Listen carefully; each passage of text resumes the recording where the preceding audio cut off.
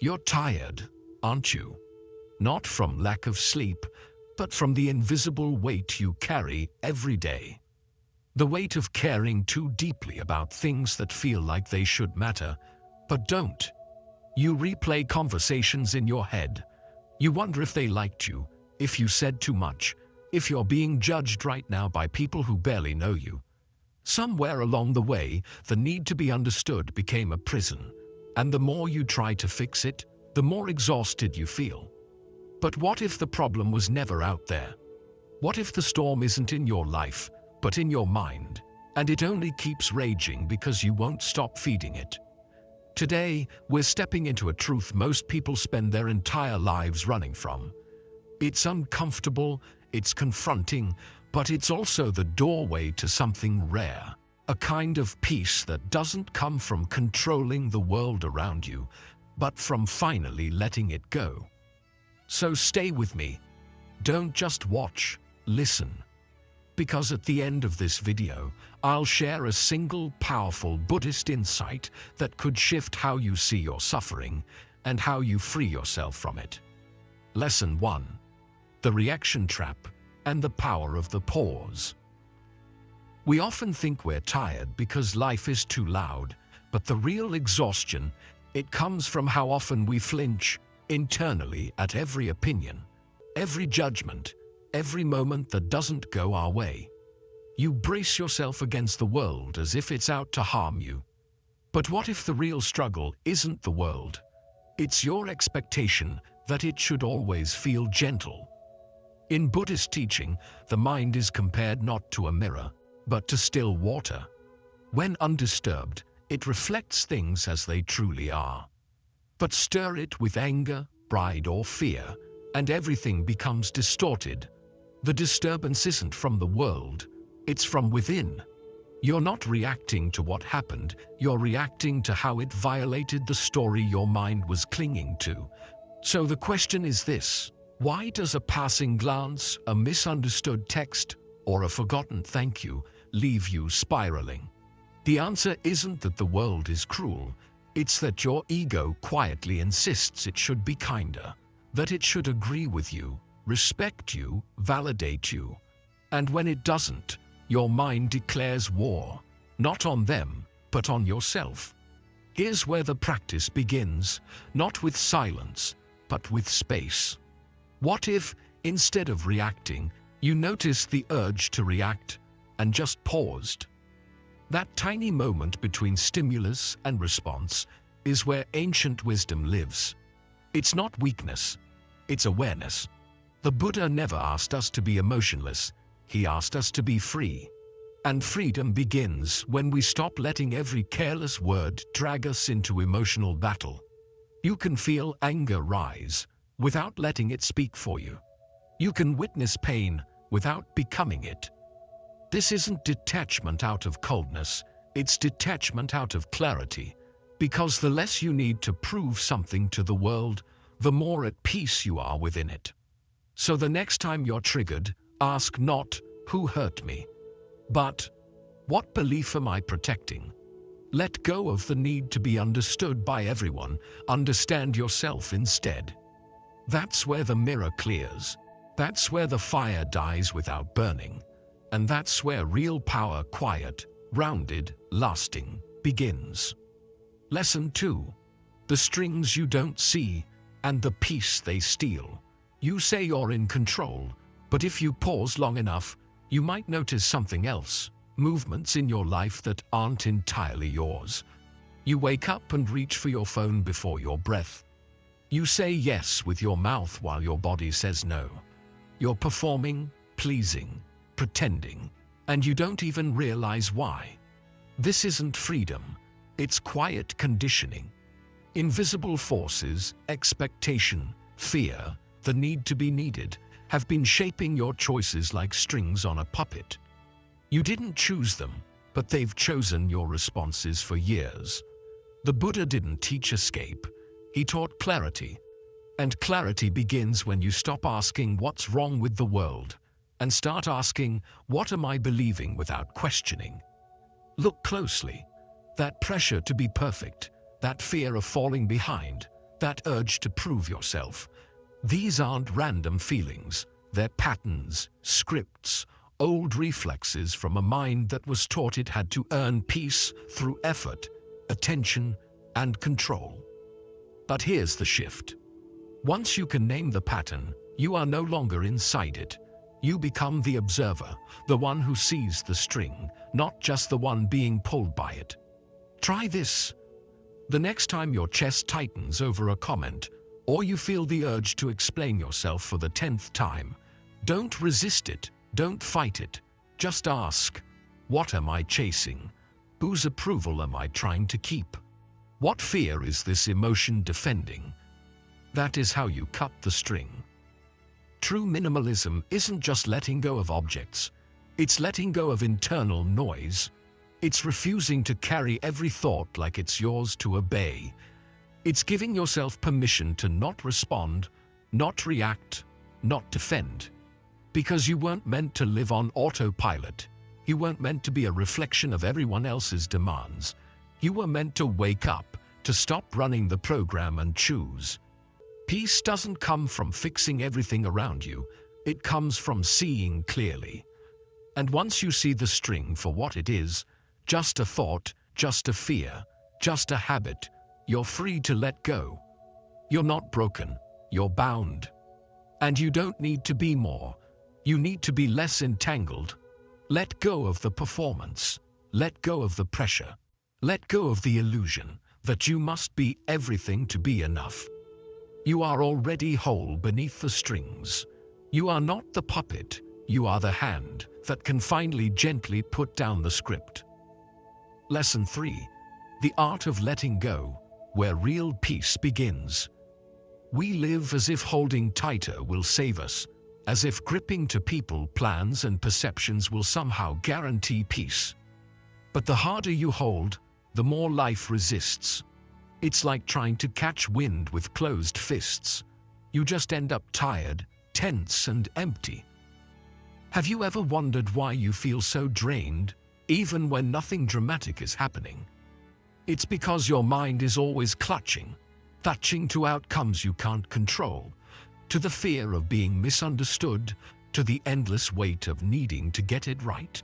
Buddhist wisdom doesn't promise a perfect life. It invites you to stop demanding one, because suffering isn't found in what we lose, it's born in the grip that refuses to let go. The truth is uncomfortable. You don't need to fix every misunderstanding. You don't need to prove your heart to people who've already decided who you are. You don't need to make everyone happy. That's not your burden. It never was. What if peace isn't something you earn by getting everything right, but something that naturally appears when you stop trying so hard? Imagine your mind as an open sky, and every worry, every judgment, every expectation is a balloon you're clinging to. One by one, let them go. Watch what happens. The sky doesn't collapse, it clears. Letting go doesn't mean you stop caring. It means you care wisely. It means you choose where your energy flows and what truly deserves it. You don't have to shrink your heart, only your attachments. Start with small rebellions. Don't chase every notification. Don't answer every critic. Don't explain your soul to those who only hear noise. Protect your stillness like it's sacred, because it is. Ask yourself gently, what story am I still gripping today? Who am I trying to impress? What am I afraid will happen if I just let go? The answer is not collapse. The answer is clarity. Because when the need to control dissolves, your natural state, peace, returns. Not as a reward, but as a remembering. You were never meant to carry so much. Not every burden is yours. Not every opinion is truth. And not every outcome needs your control to unfold. Let go, not out of weakness, but because your soul is tired of gripping. Let go, not to escape life, but to enter it more fully. That's the shift. And that's where peace no longer visits, it stays. Lesson 4. The shift that sets you free. There's a moment, small but powerful, when something inside you whispers, wait, Maybe I'm not my thoughts, and everything begins to change. You've spent years believing every word your mind says, that you're behind, that you're not enough, that you must fix, prove, earn, chase. And so you do. You run in circles inside your own head, mistaking the noise for truth, the storm for self. But here's the shift. You are not the storm. You are the sky that holds it.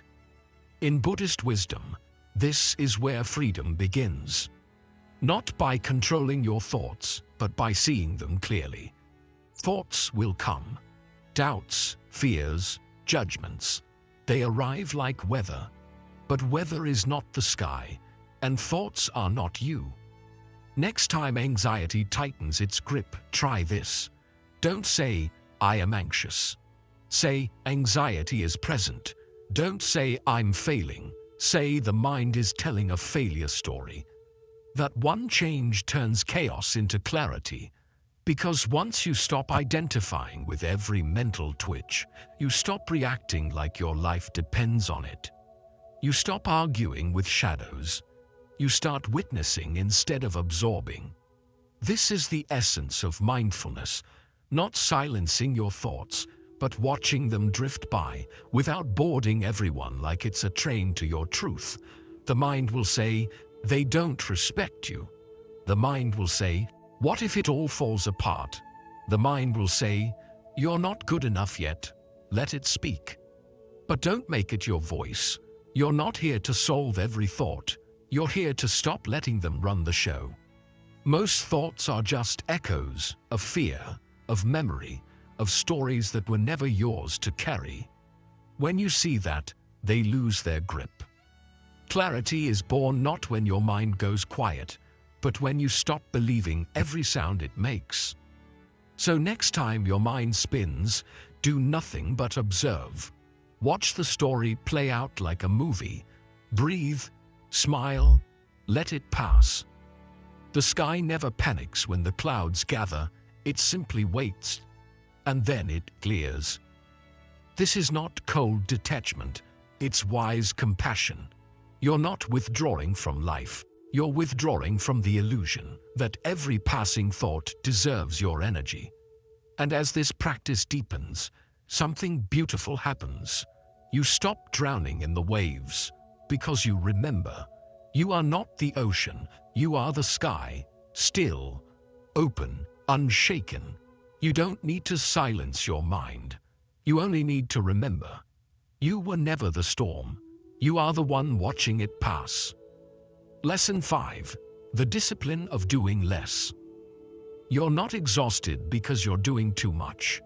You're exhausted because too much of what you're doing doesn't mean anything. Your time is being traded for tasks you don't believe in, conversations that drain your spirit, and distractions that feel urgent but leave you feeling hollow.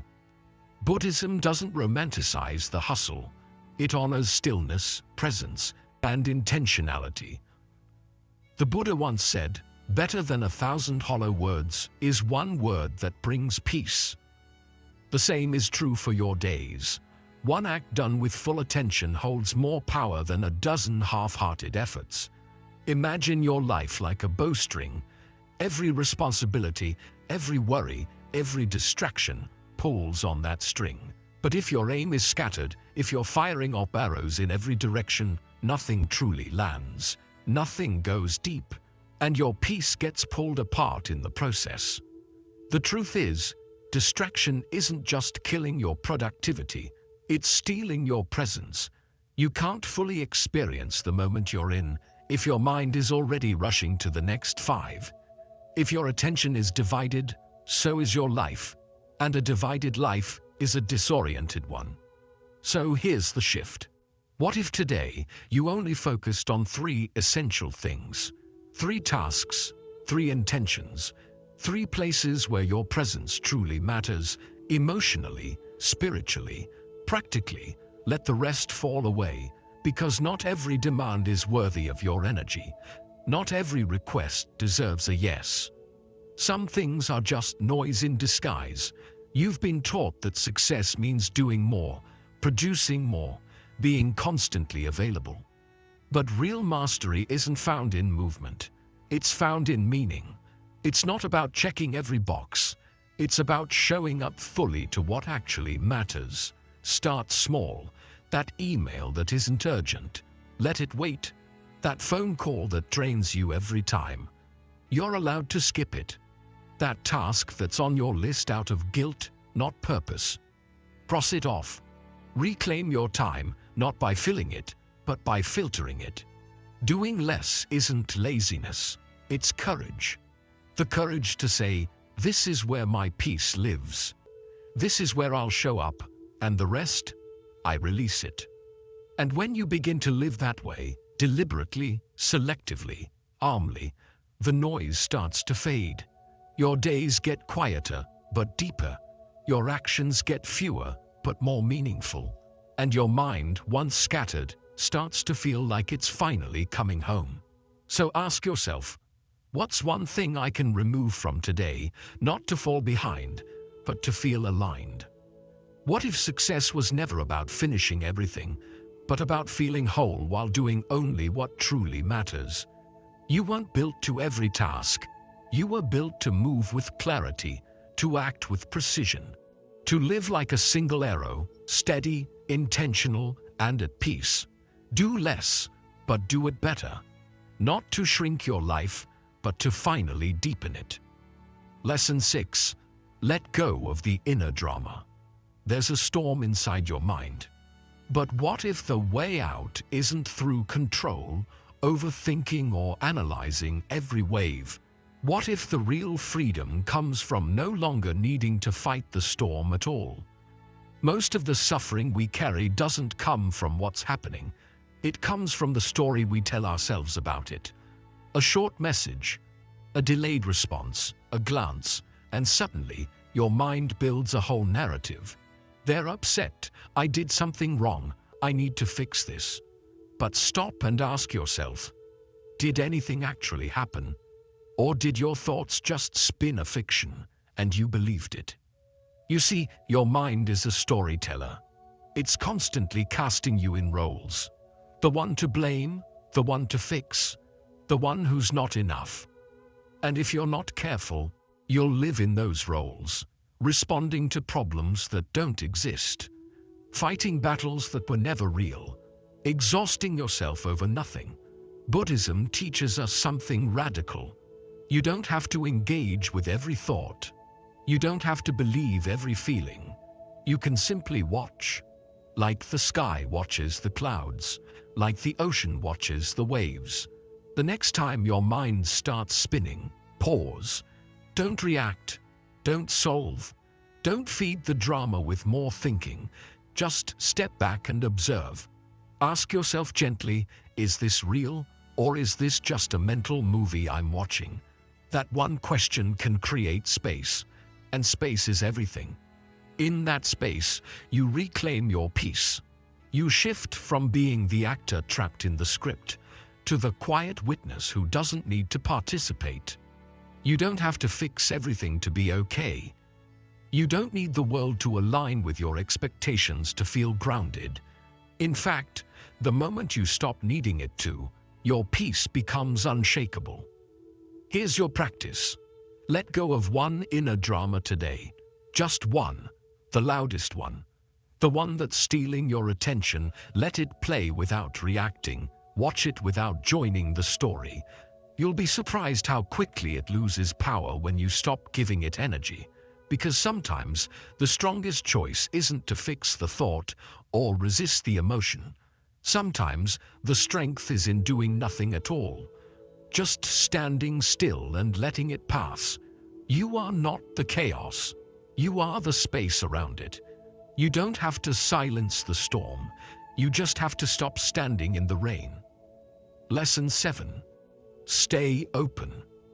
When pain arrives, our first instinct is to close. We retreat, tighten, brace, convinced that protecting ourselves means surviving. But here's the uncomfortable truth. Real healing doesn't happen behind walls.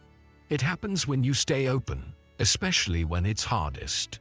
The heart, like a flower, doesn't bloom by avoiding storms. It grows through them. And Buddhism offers us a powerful but difficult truth. We only suffer because we cling. Cling to comfort, to control, to how we think things should be. But clinging often wears a clever disguise. It shows up as shutting down, as guarding ourselves, as pretending we don't care. Think back to a time you were hurt, not physically, but emotionally or spiritually. Did you close off? Did you pull back, shut others out, numb the pain just to cope? That's human.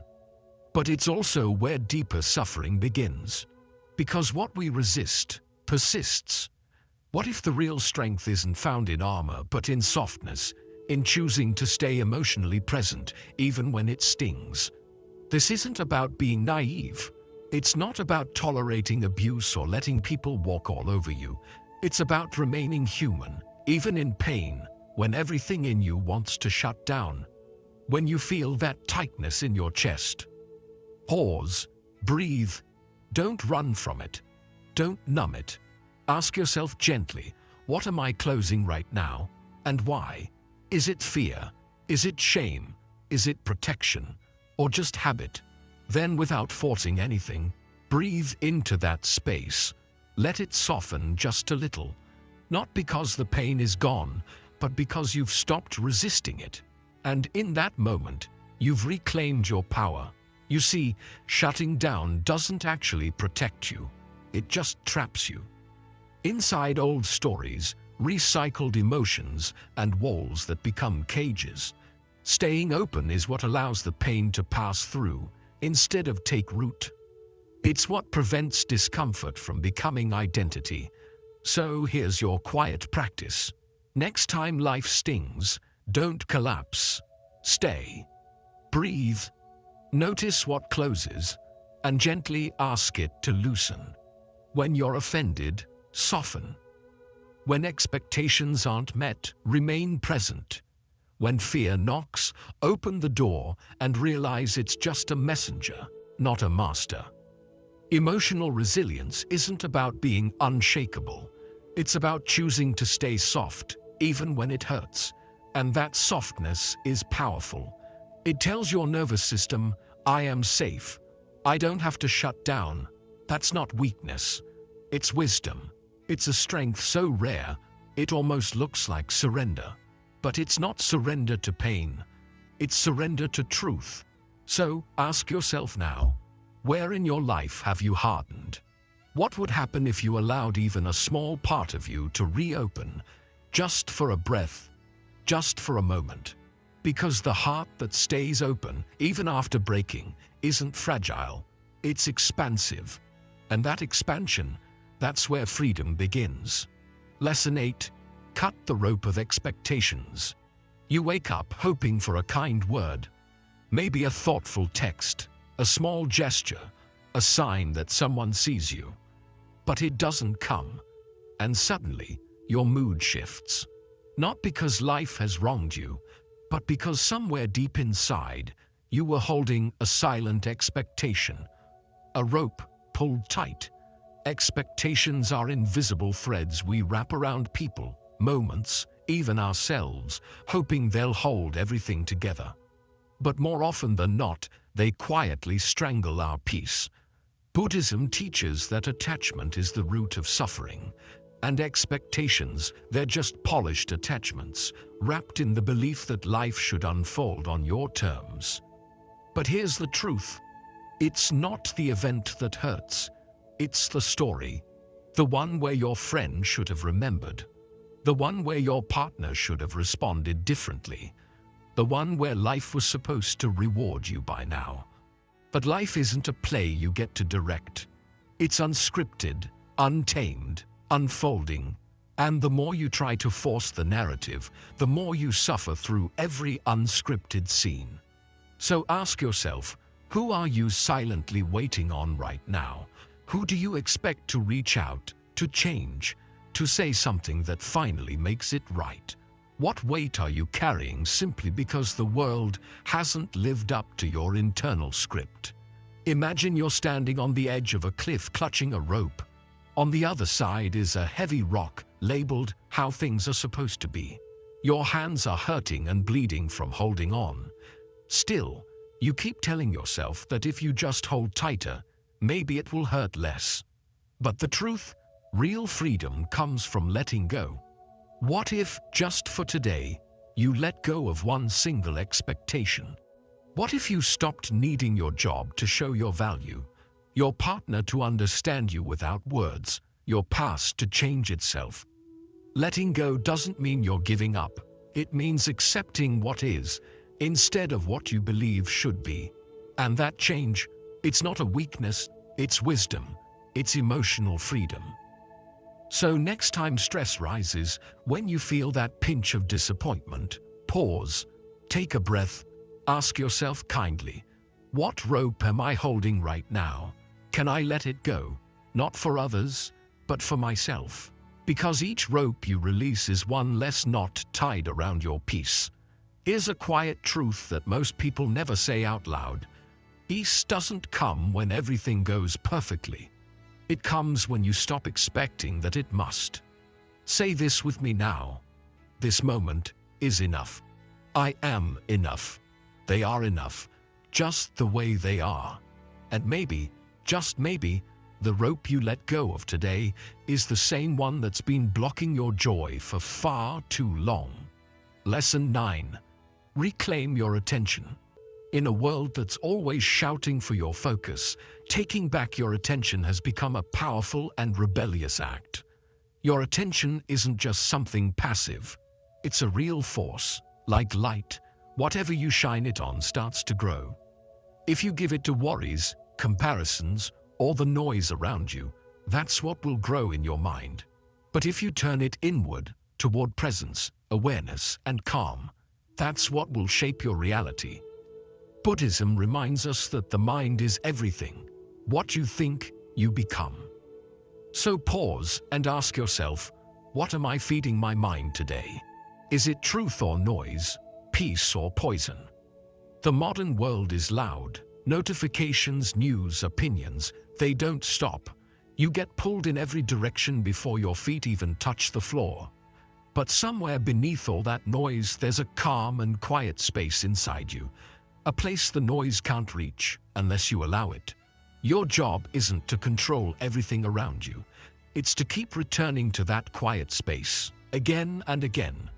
Focus is your true superpower, not just for getting things done, but for staying peaceful.